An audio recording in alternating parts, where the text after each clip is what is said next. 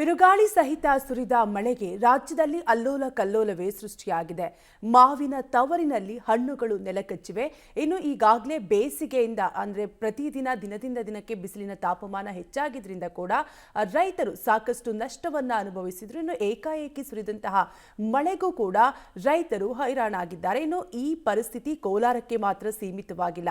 ಚಿಕ್ಕಬಳ್ಳಾಪುರದಲ್ಲೂ ಕೂಡ ರೈತರು ಬೆಳೆದ ಬೆಳೆಯನ್ನ ಕಳೆದುಕೊಂಡು ಕಂಗಾಲಾಗಿದ್ದಾರೆ. ಈ ಕುರಿತ ಕಂಪ್ಲೀಟ್ ಡೀಟೇಲ್ಸ್ ಇಲ್ಲಿದೆ, ನೀವೇ ನೋಡಿ. ಕೋಲಾರದಲ್ಲಿ ಅಬ್ಬರಿಸಿದ ಮಳೆ, ವರುಣಾರ್ಭಟಕ್ಕೆ ನೆಲಕಚ್ಚಿದ ಬೆಳೆ, ಬಿರುಗಾಳಿ ಸಹಿತ ಮಳೆಗೆ ಅಲ್ಲೋಲ ಕಲ್ಲೋಲ.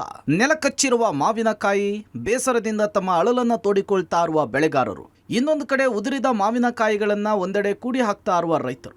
ಮಳೆ ಹಾನಿ ಪ್ರದೇಶದಲ್ಲಿ ಪರಿಶೀಲನೆ ನಡೆಸ್ತಾ ಇರುವ ಸಂಸದ ಮಲ್ಲೇಶ್ ಬಾಬು ಹಾಗೂ ಶ್ರೀನಿವಾಸಪುರ ಜೆಡಿಎಸ್ ಶಾಸಕ ವೆಂಕಟಶಿವರೆಡ್ಡಿ ಈ ಎಲ್ಲ ದೃಶ್ಯಗಳು ಕಂಡು ಬಂದಿದ್ದು ಕೋಲಾರ ಜಿಲ್ಲೆಯ ಶ್ರೀನಿವಾಸಪುರ ತಾಲೂಕಿನಲ್ಲಿ. ಹೌದು, ಕಳೆದ 2-3 ತಿಂಗಳಿನಿಂದ ಬಿಸಿಲಿಗೆ ಬೆಂದು ಹೋಗಿದ್ದ ಭೂಮಿಯ ಮೇಲೆ ಮಳೆರಾಯ ಕೃಪೆ ತೋರಿದ್ದಾನೆ. ಆದರೆ ಆಲಿಕಲ್ಲು ಸಹಿತ ಸುರಿದ ಮಳೆಗೆ ಶ್ರೀನಿವಾಸಪುರ ತಾಲೂಕಿನ ದೊಡ್ಡಮಲ್ಲದೊಡ್ಡಿ, ಆರಿಕುಂಟೆ ಸೇರಿದಂತೆ ಹಲವು ಗ್ರಾಮಗಳಲ್ಲಿ ಲಕ್ಷಾಂತರ ರೂಪಾಯಿ ಮಾವಿನ ಫಸಲು ನೆಲಕ್ಕುರುಳಿದೆ.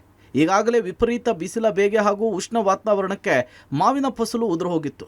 ಈಗಲೇ ನಷ್ಟದಲ್ಲಿದ್ದ ಮಾವು ಬೆಳೆಗಾರರಿಗೆ ಬಿರುಗಾಳಿ, ಆಲಿಕಲ್ಲು ಸಹಿತ ತುಂತುರು ಮಳೆ ಸಂಕಷ್ಟವನ್ನ ತಂದೊಡ್ಡಿದೆ. ಇದು ನಾವು ಮಾವು ಬೆಳೀತಾ ಇದೀವಿ. ಇದು ವರ್ಷಕ್ಕೊಂದ್ಸಲ ಬರೋ ಕ್ರಾಪ್. ಕಷ್ಟಪಟ್ಟು ಎಲ್ಲ ಇದು ಮಾಡಿ ಔಷಧಿಗಳೆಲ್ಲ ಹೊಡೆದು ಮಾಡಿದೀವಿ. ತುಂಬಾ ಬಿಸಿಲು ಕೋಲಾರ ಇದರಲ್ಲಿ ತುಂಬಾ ಸೆಕೆಯಿಂದ ಎಲ್ಲ ಬಿಸಿಲಿಗೂ ಎಲ್ಲ ಡ್ರಾಪ್ ಆಯ್ತು. ಆಮೇಲೆ ನಿನ್ನೆ ಅಕಾಲಿಕವಾಗಿ ಸಿಡಿಲು ಗಾಳಿ ಎಲ್ಲ ಜೋರಾಗಿ ಬಂದು ಇನ್ನು ಕಾಯಿ ಎಲ್ಲ ಡ್ರಾಪ್ ಆಗಿದೆ. ಅದರಿಂದ ನಮಗೆ ಭಾರಿ ತೊಂದರೆ ಆಗ್ತಾ ಇದೆ ಮಾವು ಬೆಳೆಗಾರರಿಗೆ. 3-3:30 ವಿಪರೀತ ಮಳೆ, ಗಾಳಿ, ಹಲ್ಲು ಕಲ್ಲು ಮಳೆ ಜಾಸ್ತಿ ಆಗಿ ಮಾವಿನಕಾಯಿ ಎಲ್ಲ ಉದುರೋಗಿದೆ. ಜಾಸ್ತಿ ನಷ್ಟ ಆಗಿದೆ. ಮೇಲಧಿಕಾರಿಗಳು ಬಂದು ಈ ನಷ್ಟವನ್ನು ನೋಡಿ ಅವರು ಪರಿಹಾರ ಮಾಡಿಕೊಡ್ಬೇಕಾಗಿ ನಾವು ವಿನಂತಿ ಮಾಡ್ಕೊಳ್ತಾ ಇದ್ದೀವಿ. ಇನ್ನು ಮಳೆಯಿಂದ ಹಾನಿಗೊಳಗಾಗಿದ್ದ ರೈತರ ತೋಟಗಳಿಗೆ ಕೋಲಾರದ ಸಂಸದ ಮಲ್ಲೇಶ್ ಬಾಬು ಹಾಗೂ ಶ್ರೀನಿವಾಸಪುರದ ಶಾಸಕ ಜಿಕೆ ವೆಂಕಟಶಿವರೆಡ್ಡಿ ಭೇಟಿ ಕೊಟ್ಟು ರೈತರಿಗೆ ಸಾಂತ್ವನ ಹೇಳಿದರು.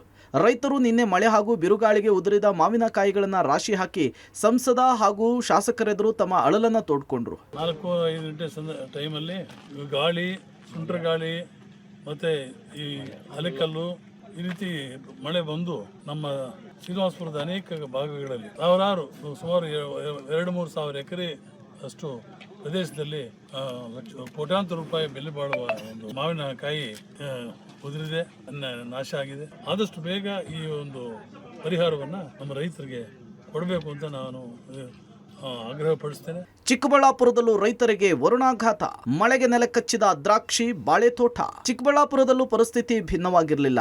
ಇಲ್ಲಿ ನೋಡಿ, ಮಳೆ ಗಾಳಿಗೆ ಮಣ್ಣು ಪಾಲಾಗಿರುವ ಮಾವು, ಮತ್ತೊಂದು ಕಡೆ ಮಕಾಡೆ ಮಲ್ಲಿಗೆ ಮುರಿದು ಬಿದ್ದಿರುವ ಬಾಳೆ ತೋಟ, ಇನ್ನು ಆಲಿಕಲ್ಲಿನ ಏಟಿಗೆ ತೂತು ಬಿದ್ದು ಹಾಳಾಗಿರುವ ದ್ರಾಕ್ಷಿ ತೋಟಗಳು. ಈ ದೃಶ್ಯಗಳು ಚಿಕ್ಕಬಳ್ಳಾಪುರ ಜಿಲ್ಲೆಯಲ್ಲಿ ಕಂಡು ಬಂತು. ಹೌದು, ರಾಜ್ಯದಲ್ಲಿಯೇ ಅತಿ ಹೆಚ್ಚಾಗಿ ಹೂವು, ಹಣ್ಣು, ತರಕಾರಿ ಬೆಳೆಯೋದ್ರ ಮೂಲಕ ಫಲಪುಷ್ಪ ಗಿರಿಧಾಮಗಳ ಜಿಲ್ಲೆಯಂತಲೇ ಖ್ಯಾತಿಯಾಗಿರುವ ಚಿಕ್ಕಬಳ್ಳಾಪುರ ಜಿಲ್ಲೆಯಲ್ಲೂ ಕೂಡ ಮಳೆ ಆರ್ಭಟ ಹೆಚ್ಚಾಗಿತ್ತು.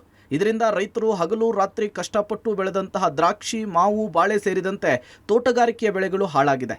ಜಿಲ್ಲೆಯ ವಿವಿಧೆಡೆ ಆಳಿಕಲ್ಲು ಮಳೆ ಹಾಗೂ ಬಿರುಗಾಳಿ ಬೀಸಿದೆ. ಇದರಿಂದ 40 ಹೆಕ್ಟೇರ್ ಪ್ರದೇಶದಲ್ಲಿ ಬೆಳೆದಿದ್ದ ದ್ರಾಕ್ಷಿ, ಮಾವು, ಬಾಳೆ ಸೇರಿದಂತೆ ತೋಟಗಾರಿಕೆಯ ಬೆಳೆಗಳು ನಾಶವಾಗಿದೆ. 2 ದಿನಗಳಿಂದ ನಮ್ಮ ಚಿಕ್ಕಬಳ್ಳಾಪುರ ಜಿಲ್ಲೆಯಲ್ಲಿ ಬಿದ್ದ ಆಲಿಕಲ್ ಸಹಿತ ಮಳೆಯಿಂದಾಗಿ ಒಂದು 35ರಿಂದ 40 ಹೆಕ್ಟೇರ್ ಅಷ್ಟು ತೋಟಗಾರಿಕಾ ಬೆಳೆ ನಷ್ಟ ಆಗಿದೆ. ಅದರಲ್ಲಿ ಮುಖ್ಯವಾಗಿ ಚಿಂತಾಮಣಿ ತಾಲೂಕಲ್ಲಿ ಮಾವು ಒಂದು 25 ಹೆಕ್ಟೇರ್, ಚಿಕ್ಕಬಳ್ಳಾಪುರ ದ್ರಾಕ್ಷಿ ಒಂದು 3 ಹೆಕ್ಟೇರ್ ಆಗಿದೆ. ಉಳಿದಂತೆ ಗೌರಿಬಿದನೂರು ಬಾಳೆ, ಸ್ವಲ್ಪ ಚಿಂತಾಮಣಿಲಿ ಟೊಮೆಟೊ, ಇಷ್ಟು ಒಟ್ಟಾರೆ ಒಂದು 38ರಿಂದ 40 ಹೆಕ್ಟೇರ್ ಆಗಿದೆ. ಇವತ್ತೆಲ್ಲ ಫೀಲ್ಡ್ ವಿಸಿಟ್ ಮಾಡ್ತಾ ಇದ್ದೀವಿ. ಸೊ ಇನ್ನೊಂದು 2 ದಿನದಲ್ಲಿ ಜಾಯಿಂಟ್ ಸರ್ವೆ ಮಾಡಿ ವರದಿ ಸಲ್ಲಿಸ್ತೀವಿ. ಚಿಕ್ಕಬಳ್ಳಾಪುರ ಜಿಲ್ಲೆಯ ಚಿಂತಾಮಣಿ ತಾಲೂಕಿನಲ್ಲಿ 25 ಹೆಕ್ಟೇರ್ ಮಾವು ನೆಲಕಚ್ಚಿದೆ. ಚಿಕ್ಕಬಳ್ಳಾಪುರ ತಾಲೂಕಿನ ಹಾರೋಬಂಡೆ, ಹೊನ್ನೇನಹಳ್ಳಿಯಲ್ಲಿ 3 ಹೆಕ್ಟೇರ್ನಲ್ಲಿ ಬೆಳೆದಿದ್ದ ದ್ರಾಕ್ಷಿ ಹಾಳಾಗಿದೆ. ಗೌರಿಬಿದನೂರಿನಲ್ಲಿ 3 ಹೆಕ್ಟೇರ್ ಬಾಳೆ ಮುರಿದು ಬಿದ್ದಿದೆ. ಚಿಂತಾಮಣಿ ತಾಲೂಕಿನ ಕೆಲವೆಡೆ ಟೊಮ್ಯಾಟೊ ನೆಲಕಚ್ಚಿದೆ. ಜಿಲ್ಲೆಯಲ್ಲಿ 25 ಲಕ್ಷಕ್ಕೂ ಹೆಚ್ಚು ಬೆಳೆ ಹಾನಿಯಾಗಿದೆ. ರೈತರಿಗೆ ವರ್ಷ ದೊಣ್ಣೆಗೆ ನಿಮಿಷ ಎನ್ನುವ ಹಾಗೆ ರೈತರು ಹಗಲು ರಾತ್ರಿ ಶ್ರಮಪಟ್ಟು ಬೆಳೆ ಬೆಳೆದರೆ ಆಲಿಕಲ್ಲು ಮಳೆ, ಬಿರುಗಾಳಿಗೆ ತೋಟಗಾರಿಕೆಯ ಬೆಳೆಗಳು ನೆಲಕಚ್ಚಿ ರೈತನನ್ನ ಸಂಕಷ್ಟಕ್ಕೆ ದೂಡಿದೆ. ಇದರಿಂದ ತೋಟಗಾರಿಕೆ ಇಲಾಖೆ ಹಾಗೂ ಕಂದಾಯ ಇಲಾಖೆಗೆ ಜಂಟಿ ಸಮೀಕ್ಷೆ ನಡೆಸಿದೆ. ಕೋಲಾರದಿಂದ ರವಿ, ಚಿಕ್ಕಬಳ್ಳಾಪುರದಿಂದ ಮುದ್ದುಕೃಷ್ಣ, ಪಬ್ಲಿಕ್ ಟಿವಿ.